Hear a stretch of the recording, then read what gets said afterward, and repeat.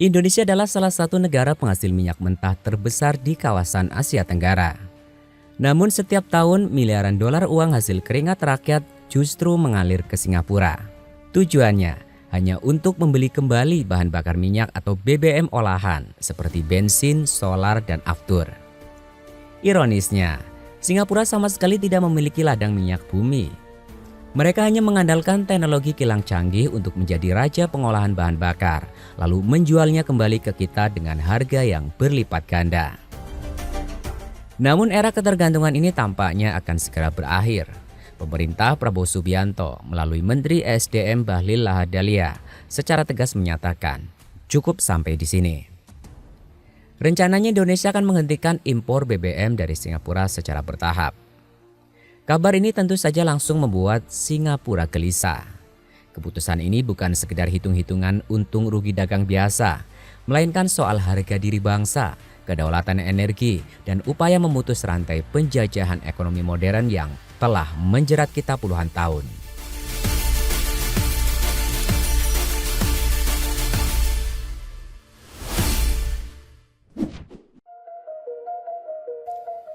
Mari kita lihat faktanya dengan bahasa yang sederhana.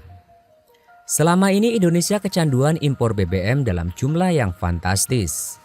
Berdasarkan data Trading Economics dan BPS, impor bahan bakar mineral dan produk penyulingan dari Singapura menyentuh angka 9,74 miliar US dollar atau ratusan triliun rupiah di tahun 2025. Singapura bahkan menguasai 54 hingga 60% dari total porsi impor BBM kita. Mundur sedikit ke tahun 2024, nilai impor BBM olahan dari Singapura menyentuh 11,4 miliar US dollar dengan volume lebih dari 15 juta ton. Untuk produk bensin saja, Singapura mengirimkan sekitar 236.000 hingga 290.000 barel setiap harinya ke Indonesia. Jumlah ini menutupi lebih dari 60% kebutuhan bensin nasional kita dari luar negeri. Di mana letak kerugiannya? Indonesia mengekspor minyak mentah dengan harga murah ke Singapura. Di sana minyak tersebut masuk ke kilang-kilang raksasa di kawasan Jurong. Setelah disuling menjadi bensin siap pakai, mereka menjualnya kembali ke kita dengan harga mahal. Dampaknya, devisa negara bocor setiap hari. Menteri SDM belak-belakan menyebut bahwa harga BBM dari Singapura terkadang lebih mahal dibandingkan jika kita membelinya langsung dari Timur Tengah atau Amerika Serikat. Masalah utamanya ada pada fasilitas kita sendiri. Kapasitas seluruh kilang minyak Pertamina di dalam negeri saat ini hanya mampu mengolah sekitar 1 juta barel per hari. Padahal kebutuhan kendaraan dan industri nasional mencapai lebih dari 1,5 juta barel per hari. Selisih inilah yang dengan senang hati dipenuhi oleh Singapura. Situasi ini mirip seperti petani miskin yang menjual gabah murah ke tengkulak, lalu terpaksa membeli beras putih dari tengkulak yang sama dengan harga yang selangit. Pemerintah tidak sekedar bermimpi. Menteri Bahlil menargetkan Indonesia harus bebas dari impor BBM dalam 2 hingga 3 tahun ke depan. Berikut adalah cara masuk akal yang sedang dikerjakan. Menutup PLTD. Pembangkit listrik tenaga diesel yang boros BBM akan segera dimatikan. Presiden Prabowo menegaskan bahwa langkah ini saja bisa memangkas hingga 20% kebutuhan impor BBM kita. Memperbesar kapasitas kilang lokal.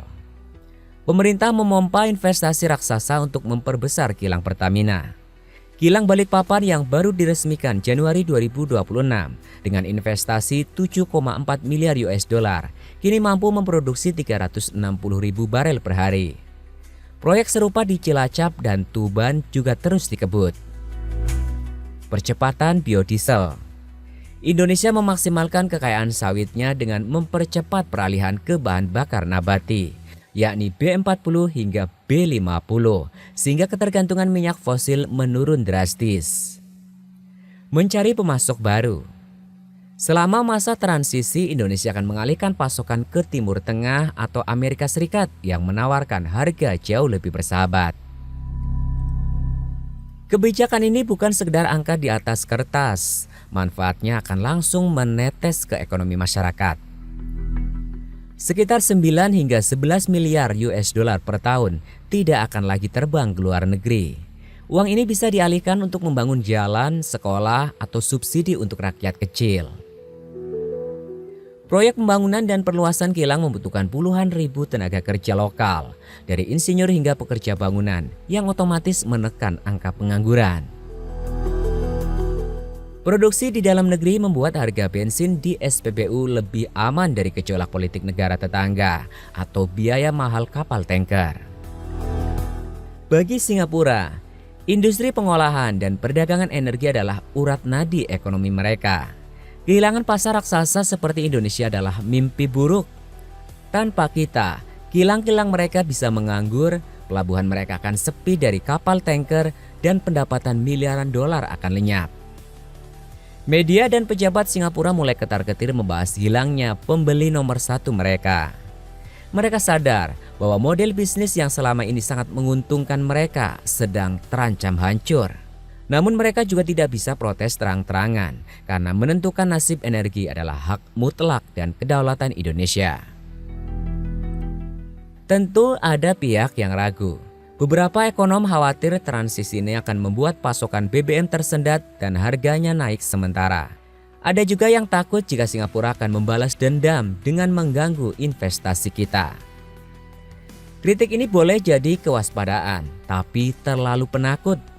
Membiarkan Singapura untung besar sementara kita terus buntung adalah kesalahan fatal.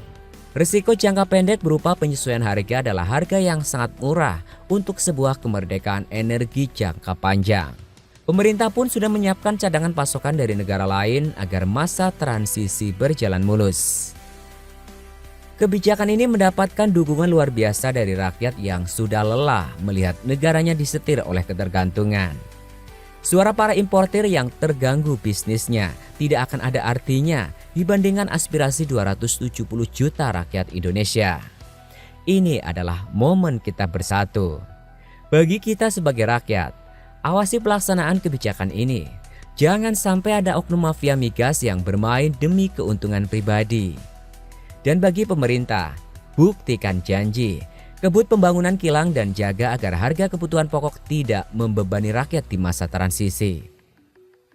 Berhenti membeli BBM dari Singapura bukanlah deklarasi permusuhan, tapi langkah tegas untuk menyamaratakan kedudukan kita. Biarlah Singapura ketar-ketir hari ini, karena itu tanda bahwa Indonesia akhirnya bangkit dan berdiri di atas kakinya sendiri. Maju terus, pantang mundur demi kedaulatan energi Nusantara.